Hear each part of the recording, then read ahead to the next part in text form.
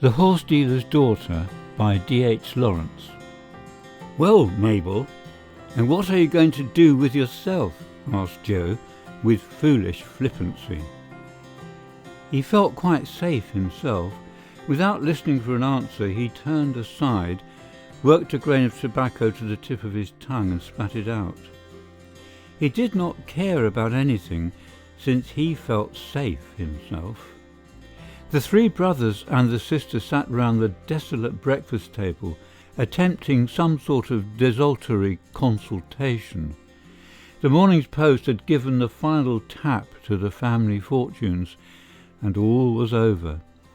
The dreary dining-room itself, with its heavy mahogany furniture, looked as if it were waiting to be done away with. But the consultation amounted to nothing. There was a strange air of ineffectuality about the three men as they sprawled at table, smoking and reflecting vaguely on their own condition. The girl was alone, a rather short, sullen-looking young woman of 27. She did not share the same life as her brothers. She would have been good-looking, save for the impassive fixity of her face, bulldog, as her brothers called it. There was a confused tramping of horses' feet outside. The three men all sprawled round in their chairs to watch. Beyond the dark holly bushes that separated the strip of lawn from the high road, they could see a cavalcade of shire horses swinging out of their own yard, being taken for exercise. This was the last time. These were the last horses that would go through their hands. The young men watched with critical, callous look. They were all frightened at the collapse of their lives, and the sense of disaster in which they were involved left them no inner freedom. Yet they were three fine, well-set fellows enough. Joe, the eldest, was a man of 33, broad and handsome in a hot, flushed way. His face was red. He twisted his black moustache over a thick finger. His eyes were shallow and restless. He had a sensual way of uncovering his teeth when he laughed, and his bearing was stupid. Now he watched the horses with a glazed look of helplessness in his eyes, a certain stupor of downfall. The great draught horses swung past. They were tied head to tail, 4 of them, and they heaved along to where a lane branched off from the high road, planting their great hoofs floutingly in the fine black mud, swinging their great rounded haunches sumptuously, and trotting a few sudden steps as they were led into the lane round the corner. Every movement showed a massive, slumberous strength, and a stupidity which held them in subjection. The groom at the head looked back, jerking the leading rope, and the cavalcade moved out of sight up the lane. The tail of the last horse bobbed up tight and stiff, held out taut from the swinging great haunches as they rocked behind the hedges in a motion-like sleep. Joe watched with glazed, hopeless eyes. The horses were almost like his own body to him. He felt he was done for now. Luckily he was engaged to a woman as old as himself, and therefore her father, who was steward of a neighbouring estate, would provide him with a job. He would marry and go into harness. His life was over. He would be a subject animal now. He turned uneasily aside, the retreating steps of the horses echoing in his ears. Then, with foolish restlessness, he reached for the scraps of bacon rind from the plates, and making a faint whistling sound, flung them to the terrier that lay against the fender. He watched the dog swallow them, and waited till the creature looked into his eyes. Then a faint grin came on his face, and in a high, foolish voice he said, "You won't get much more bacon, shall you, you little bee?" The dog faintly and dismally wagged its tail, then lowered its haunches, circled round, and lay down again. There was another helpless silence at the table. Joe sprawled uneasily in his seat, not willing to go till the family conclave was dissolved. Fred Henry, the second brother, was erect, clean-limbed, alert. He had watched the passing of the horses with more sang-froid. If he was an animal like Joe, he was an animal which controls, not one which is controlled. He was master of any horse, and he carried himself with a well-tempered air of mastery. But he was not master of the situations of life. He pushed his coarse brown moustache upwards off his lip and glanced irritably at his sister, who sat impassive and inscrutable. "You'll go and stop with Lucy for a bit, shan't you?" he asked. The girl did not answer. "I don't see what else you can do," persisted Fred Henry. "Go as a skivvy," Joe interpolated laconically. The girl did not move a muscle. "If I was her, I should go in for training for a nurse," said Malcolm, the youngest of them all. He was the baby of the family, a young man of 22, with a fresh, jaunty museau. But Mabel did not take any notice of him. They had talked at her and round her for so many years that she hardly heard them at all. The marble clock on the mantelpiece softly chimed the half-hour. The dog rose uneasily from the hearthrug and looked at the party at the breakfast table.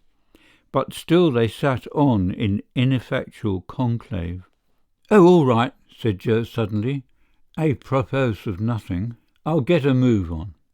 He pushed back his chair, straddled his knees with a downward jerk to get them free in horsey fashion, and went to the fire. Still he did not go out of the room.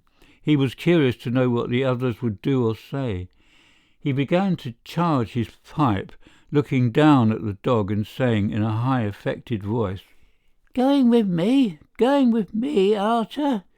Thou'rt going farther than thou counts on just now. Dost hear?" The dog faintly wagged its tail. The man stuck out his jaw and covered his pipe with his hands and puffed intently, losing himself in the tobacco, looking down all the while at the dog with an absent brown eye. The dog looked up at him in mournful distrust. Joe stood with his knees stuck out, in real horsey fashion. "Have you had a letter from Lucy?" Fred Henry asked of his sister. "Last week," came the neutral reply. "And what does she say?" There was no answer. "Does she ask you to go and stop there?" persisted Fred Henry. "She says I can if I like." "Well, then, you'd better. Tell her you'll come on Monday." This was received in silence. "That's what you'll do, then, is it?" said Fred Henry in some exasperation. But she made no answer. There was a silence of futility and irritation in the room. Malcolm grinned fatuously. "You'll have to make up your mind between now and next Wednesday," said Joe loudly, "or else find yourself lodgings on the curbstone." The face of the young woman darkened, but she sat on immutable. "Here's Jack Ferguson!" exclaimed Malcolm, who was looking aimlessly out of the window. "Where?" exclaimed Joe loudly. "Just gone past." "Coming in?" Malcolm craned his neck to see the gate. "Yes," he said. There was a silence. Mabel sat on like one condemned at the head of the table. Then a whistle was heard from the kitchen. The dog got up and barked sharply. Joe opened the door and shouted, "Come on!" After a moment a young man entered. He was muffled up in overcoat and a purple woolen scarf, and his tweed cap, which he did not remove, was pulled down on his head. He was of a medium height. His face was rather long and pale. His eyes looked tired. "Hello, Jack! Well, Jack!" exclaimed Malcolm and Joe. Fred Henry merely said, "Jack?" "What's doing?" asked the newcomer, evidently addressing Fred Henry. "Same. We've got to be out by Wednesday." "Got a cold?" "I have. Got it bad, too." "Why don't you stop in?" "Me stop in? When I can't stand on my legs, perhaps I shall have a chance." The young man spoke huskily. He had a slight Scotch accent. "It's a knockout, isn't it?" said Joe boisterously. "If a doctor goes round croaking with a cold, looks bad for the patients, doesn't it?" The young doctor looked at him slowly. "Anything the matter with you, then?" he asked sarcastically. "Not as I know of. Damn your eyes, I hope not. Why?" "I thought you were very concerned about the patients. Wondered if you might be one yourself." "Damn it, no. I've never been patient to no flaming doctor, and hope I never shall be," returned Joe. At this point Mabel rose from the table, and they all seemed to become aware of her existence. She began putting the dishes together. The young doctor looked at her, but did not address her. He had not greeted her. She went out of the room with the tray, her face impassive and unchanged. "When are you off then, all of you?" asked the doctor. "I'm catching the 11:40, replied Markham. "Are you going down with that trap, Joe?" "Yes, I've told you I'm going down with the trap, haven't I?" "We'd better be getting her in then. So long, Jack. If I don't see you before I go," said Markham, shaking hands.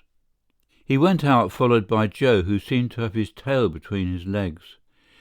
"Well, this is the devil's own," exclaimed the doctor when he was left alone with Fred Henry. "Going before Wednesday, are you?" "That's the orders," replied the other. "Where, to Northampton?" "That's it." "The devil!" exclaimed Ferguson with quiet chagrin. And there was a silence between the two.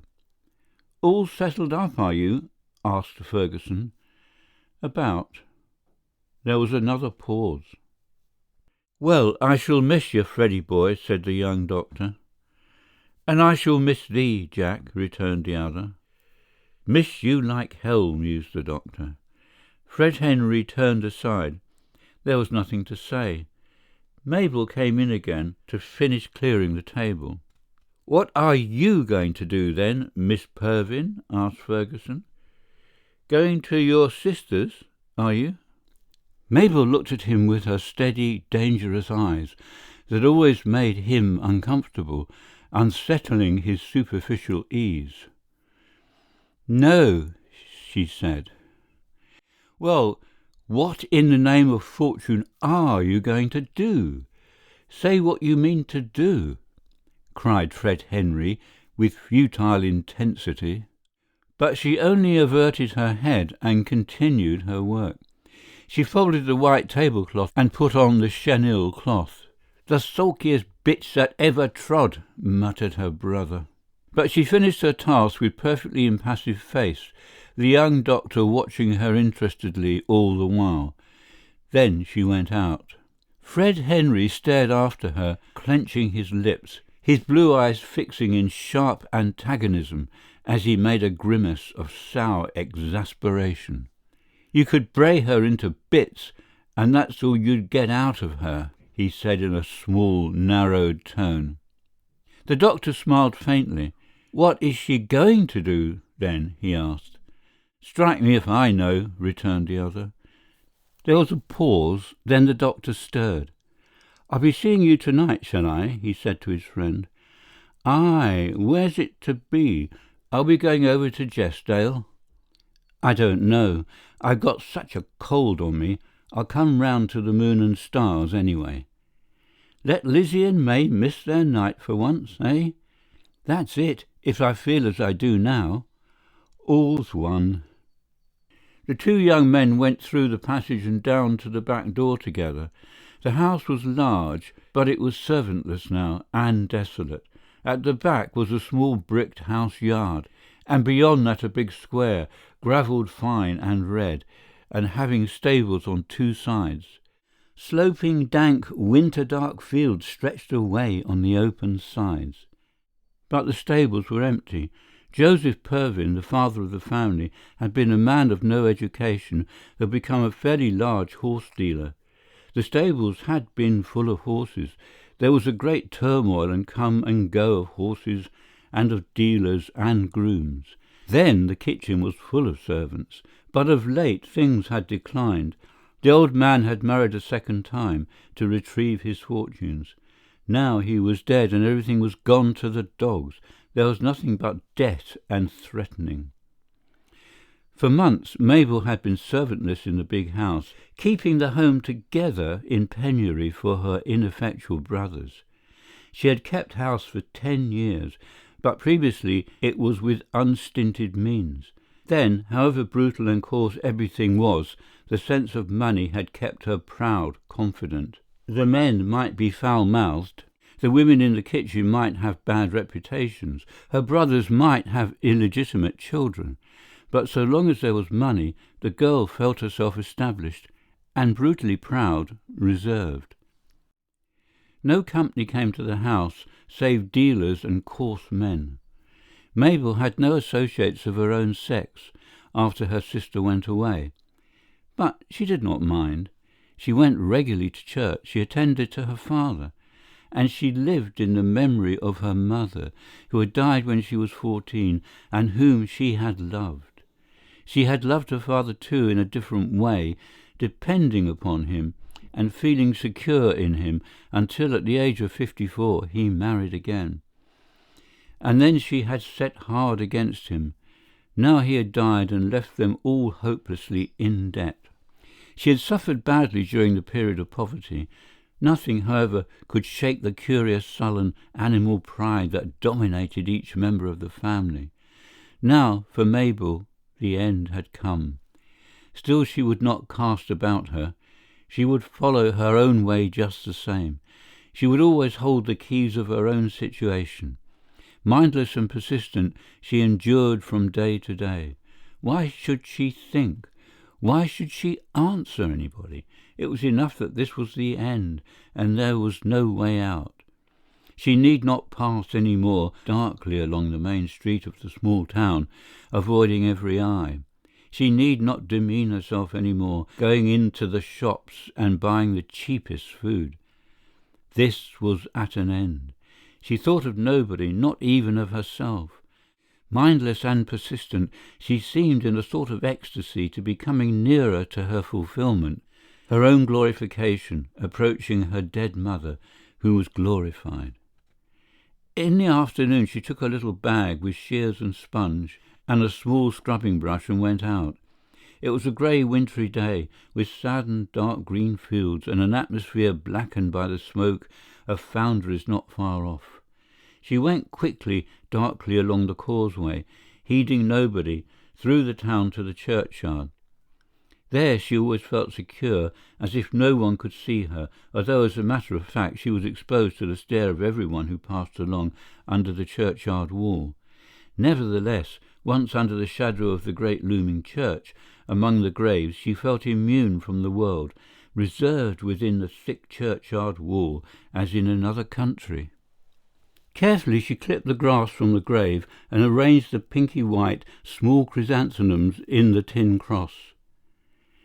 When this was done, she took an empty jar from a neighbouring grave, brought water, and carefully, most scrupulously sponged the marble headstone and the coping stone.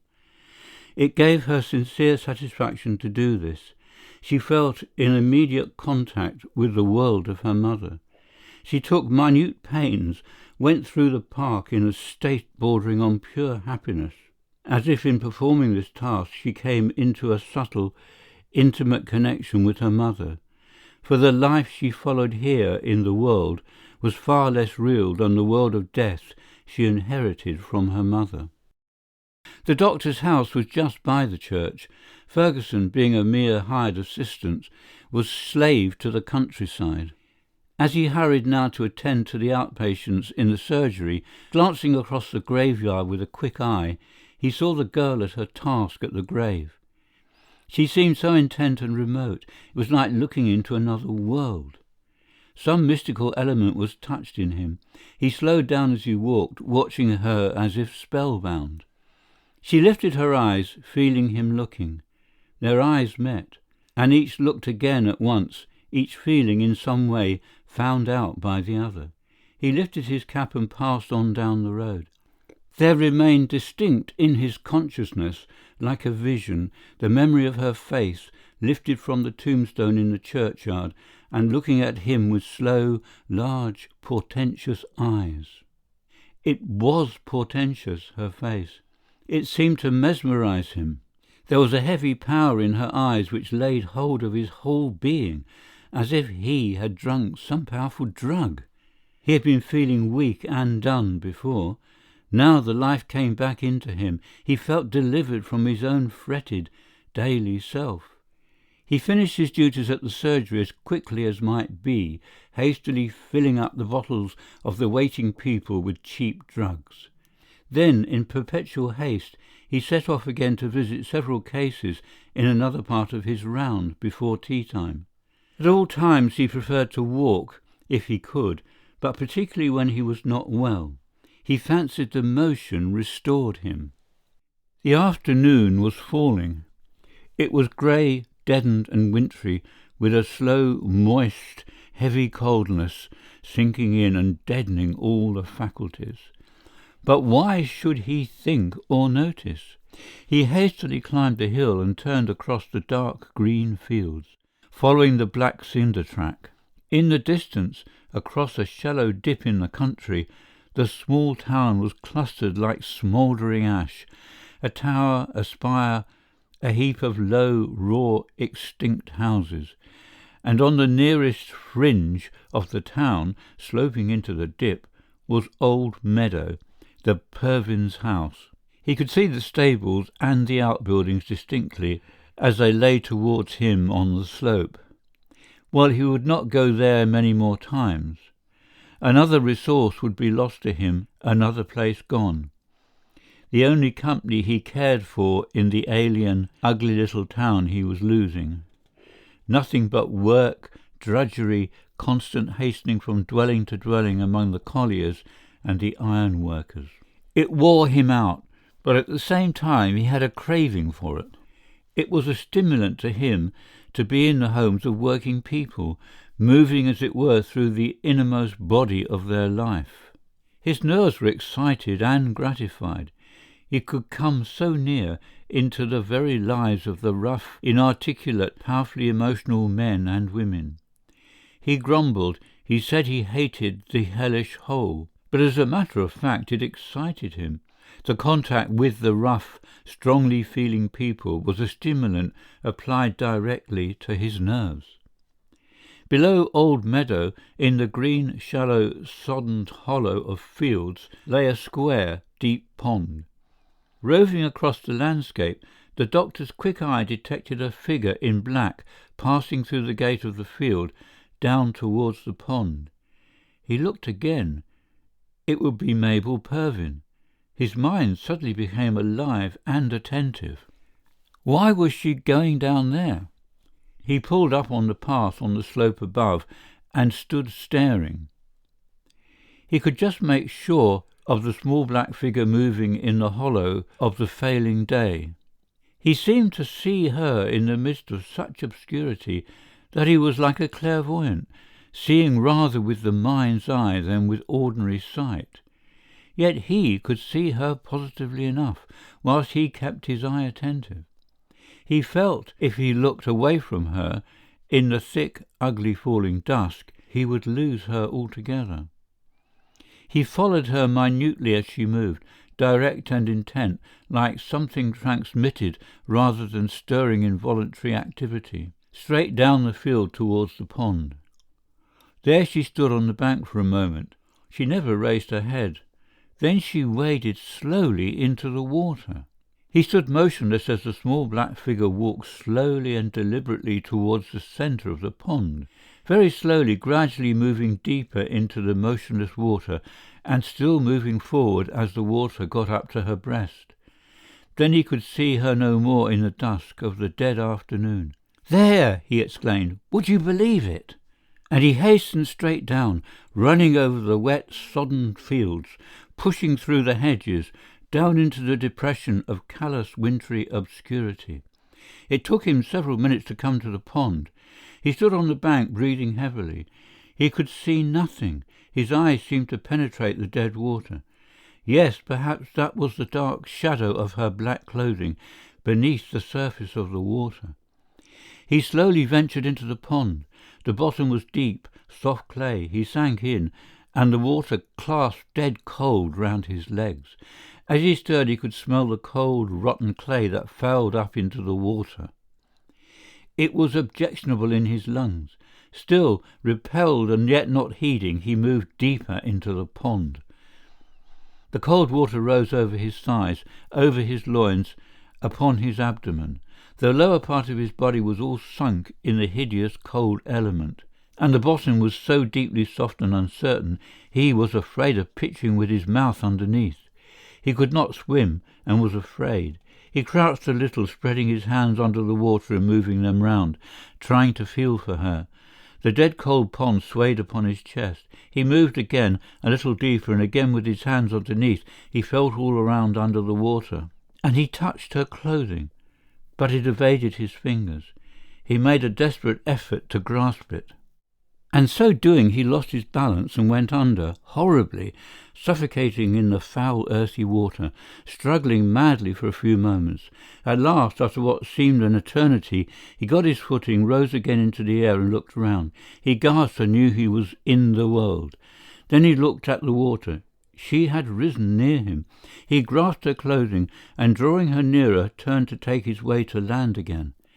He went very slowly, carefully, absorbed in the slow progress. He rose higher, climbing out of the pond. The water was now only about his legs. He was thankful, full of relief to be out of the clutches of the pond. He lifted her and staggered on to the bank, out of the horror of wet grey clay. He laid her down on the bank. She was quite unconscious and running with water. He made the water come from her mouth. He worked to restore her. He did not have to work very long before he could feel the breathing begin again in her, and she was breathing naturally. He worked a little longer. He could feel her live beneath his hands. She was coming back. He wiped her face, wrapped her in his overcoat, looked round into the dim, dark grey world, and lifted her and staggered down the bank and across the fields. It seemed an unthinkably long way, and his burden so heavy he felt he would never get to the house. But at last he was in the stable yard and then in the house yard. He opened the door and went into the house. In the kitchen he laid her down on the hearthrug and called. The house was empty, but the fire was burning in the grate. Then again he kneeled to attend to her. She was breathing regularly. Her eyes were wide open, as if conscious, but there seemed something missing in her look. She was conscious in herself, but unconscious of her surroundings. He ran upstairs, took blankets from her bed and put them before the fire to warm. Then he removed her saturated, earthy-smelling clothing, rubbed her dry with a towel, and wrapped her naked in the blankets. Then he went into the dining room to look for spirits. There was a little whisky. He drank a gulp himself and put some into her mouth. The effect was instantaneous. She looked full into his face, as if she had been seeing him for some time, and yet had only just become conscious of him. "Dr. Ferguson," she said. "What?" he answered. He was divesting himself of his coat, intending to find some dry clothing upstairs. He could not bear the smell of the dead, clayey water, and was mortally afraid for his own health. "What did I do?" she asked. "Walked into the pond," he replied. He had begun to shudder like one sick, and could hardly attend to her. Her eyes remained full on him. He seemed to be going dark in his mind, looking back at her helplessly. The shuddering became quieter in him. His life came back in him, dark and unknowing, but strong again. "Was I out of my mind?" she asked, while her eyes were fixed on him all the time. "Maybe for the moment," he replied. He felt quiet because his strength had come back. The strange, fretful strain had left him. "Am I out of my mind now?" she asked. "Are you?" He reflected a moment. "No," he answered truthfully. "I don't see that you are." He turned his face aside. He was afraid now, because he felt dazed and felt dimly that her power was stronger than his in this issue. And she continued to look at him fixedly all the time. "Can you tell me where I shall find some dry things to put on?" he asked. "Did you dive into the pond for me?" she asked. "No," he answered. "I walked in. but I went in overhead as well." There was silence for a moment. He hesitated. He very much wanted to go upstairs to get into dry clothing, but there was another desire in him, and she seemed to hold him. His will seemed to have gone to sleep and left him standing there slack before her. But he felt warm inside himself. He did not shudder at all, though his clothes were sodden on him. "Why did you?" she asked. "Because I didn't want you to do such a foolish thing," he said. "It wasn't foolish," she said, still gazing at him as she lay on the floor with a sofa cushion under her head. "It was the right thing to do. I knew best then." "I'll go and shift these wet things," he said. But still he had not the power to move out of her presence until she sent him. It was as if she had the life of his body in her hands, and he could not extricate himself. Or perhaps she did not want to. Suddenly she sat up. Then she became aware of her own immediate condition. She felt the blankets about her. She knew her limbs. For a moment it seemed as if her reason were going. She looked round with wild eye, as if seeking something. He stood still with fear. She saw her clothing lying scattered. "Who undressed me?" she asked, her eyes resting full and inevitable on his face. "I did," he replied, "to bring you round." For some moments she sat and gazed at him awfully, her lips parted. "Do you love me then?" she asked. He only stood and stared at her, fascinated. His soul seemed to melt. She shuffled forward on her knees and put her arms around him, round his legs, as he stood there, pressing her breasts against his knees and thighs, clutching him with strange convulsive certainty, pressing his thighs against her, drawing him to her face, her throat, as she looked up at him with flaring, humble eyes of transfiguration, triumphant in first possession. "You love me," she murmured in strange transport, yearning and triumphant and confident. "You love me. I know you love me. I know." And she was passionately kissing his knees through the wet clothing, passionately and indiscriminately kissing his knees, his legs, as if unaware of everything. He looked down at the tangled wet hair, the wild, bare animal shoulders. He was amazed, bewildered, and afraid. He had never thought of loving her. He had never wanted to love her. When he rescued her and restored her, he was a doctor, and she was a patient. He had no single personal thought of her. Nay, this introduction of the personal element was very distasteful to him, a violation of his professional honour. It was horrible to have her there embracing his knees. It was horrible. He revolted from it violently, and yet, he had not the power to break away. She looked at him again with the same supplication of powerful love, and that same transcendent, frightening light of triumph. In view of the delicate flame which seemed to come from her face like a light, he was powerless. And yet he had never intended to love her. He had never intended. And something stubborn in him could not give way.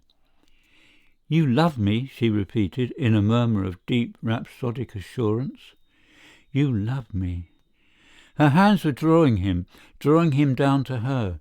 He was afraid, even a little horrified, for he had really no intention of loving her. Yet her hands were drawing him towards her. He put out his hand quickly to steady himself and grasped her bare shoulder. A flame seemed to burn the hand that grasped her soft shoulder. He had no intention of loving her. His whole will was against his yielding. It was horrible, and yet wonderful was the touch of her shoulders, beautiful the shining of her face. Was she perhaps mad? He had a horror of yielding to her, yet something in him ached also. He had been staring away at the door, away from her, but his hand remained on her shoulder. She had gone suddenly very still. He looked down at her. Her eyes were now wide with fear, with doubt. The light was dying from her face. A shadow of terrible greyness was returning. He could not bear the touch of her eyes' question upon him and the look of death behind the question. With an inward groan he gave way and let his heart yield towards her. A sudden gentle smile came on his face, and her eyes, which never left his face, slowly filled with tears. He watched the strange water rise in her eyes like some slow fountain coming up, and his heart seemed to burn and melt away in his breast. He could not bear to look at her any more. He dropped to his knees and caught her head with his arms and pressed her face against his throat. She was very still. His heart, which seemed to have broken, was burning with a kind of agony in his breast, and he felt her slow, hot tears wetting his throat, but he could not move. He felt the hot tears wet his neck and the hollows of his neck, and he remained motionless, suspended through one of man's eternities. Only now it had become indispensable to him to have her face pressed close to him. He could never let her go again. He could never let her head go away from the close clutch of his arm. He wanted to remain like that forever, with his heart hurting him in a pain that was also life to him. Without knowing, he was looking down on her damp, soft brown hair. Then, as it were, suddenly, he smelt the horrid stagnant smell of that water, and at that same moment she drew away from him and looked at him. Her eyes were wistful and unfathomable. He was afraid of them, and he fell to kissing her, not knowing what he was doing. He wanted her eyes not to have that terrible, wistful, unfathomable look. When she turned her face to him again, a faint, delicate flush was glowing, and there was again dawning that terrible shining of joy in her eyes, which really terrified him, and yet which he now wanted to see, because he feared the look of doubt still more. "You love me?" she said, rather faltering. Yes, the word cost him a painful effort, not because it wasn't true, but because it was too newly true. The saying seemed to tear open again his newly torn heart, and he hardly wanted it to be true even now. She lifted her face to him, and he bent forward and kissed her on the mouth, gently, with the one kiss that is an eternal pledge. And as he kissed her, his heart strained again in his breast. He never intended to love her, but now it was over. He had crossed over the gulf to her, and all that he had left behind had shriveled and become void. After the kiss, her eyes again slowly filled with tears. She sat still, away from him, with her face drooped aside and her hands folded in her lap. The tears fell very slowly. There was complete silence. He too sat there motionless and silent on the hearthrug. The strange pain of his heart that was broken seemed to consume him. That he should love her, that this was love, that he should be ripped open in this way, him, a doctor. How they would all jeer if they knew. It was agony to him to think they might know. In the curious naked pain of the thought he looked again to her. She was sitting there drooped into a muse. He saw a tear fall, and his heart flared hot. He saw for the first time that one of her shoulders was quite uncovered, one arm bare. He could see one of her small breasts, dimly because it had become almost dark in the room. "Why are you crying?" he asked in an altered voice. She looked up at him, and behind her tears the consciousness of her situation for the first time brought a dark look of shame to her eyes. "I'm not crying really," she said, watching him half frightened. He reached his hand and softly closed it on her bare arm.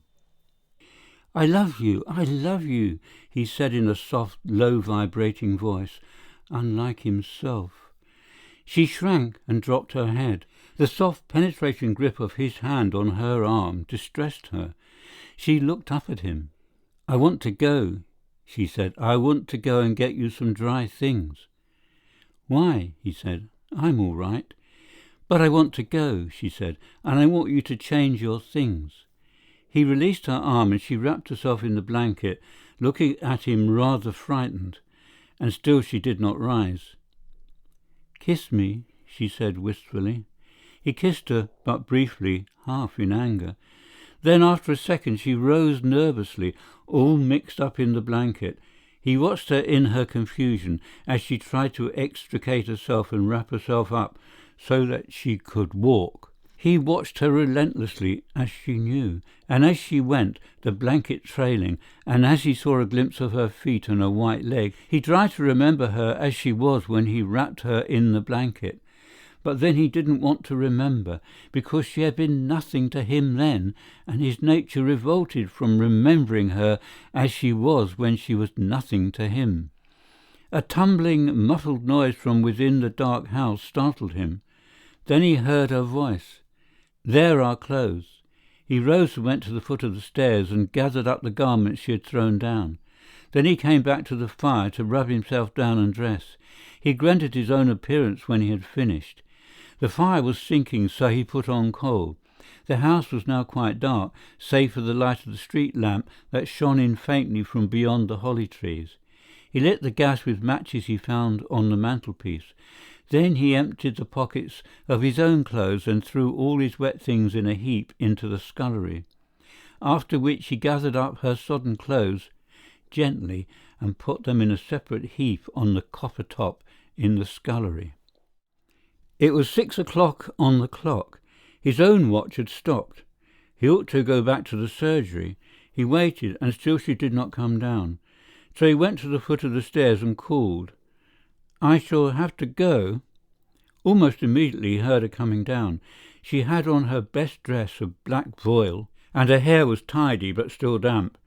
She looked at him, and in spite of herself smiled. "I don't like you in those clothes," she said. "Do I look a sight?" he answered. They were shy of one another. "I'll make you some tea," she said. "No, I must go." "Must you?" And she looked at him again with the wide, strained, doubtful eyes. And again from the pain of his breast he knew how he loved her. He went and bent to kiss her, gently, passionately, with his heart's painful kiss. "And my hair smells so horrible," she murmured in distraction.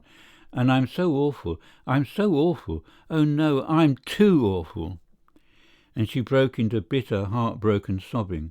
"You can't want to love me. I'm horrible."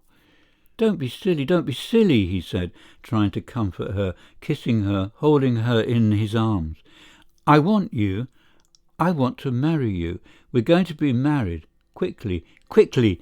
Tomorrow if I can." But she only sobbed terribly and cried, "I feel awful. I feel awful. I feel I'm horrible to you." "No, I want you. I want you," was all he answered, blindly, with that terrible intonation which frightened her almost more than her horror lest he should not want her. End of The Horse Dealer's Daughter by D.H. Lawrence. Recording by Peter Tomlinson.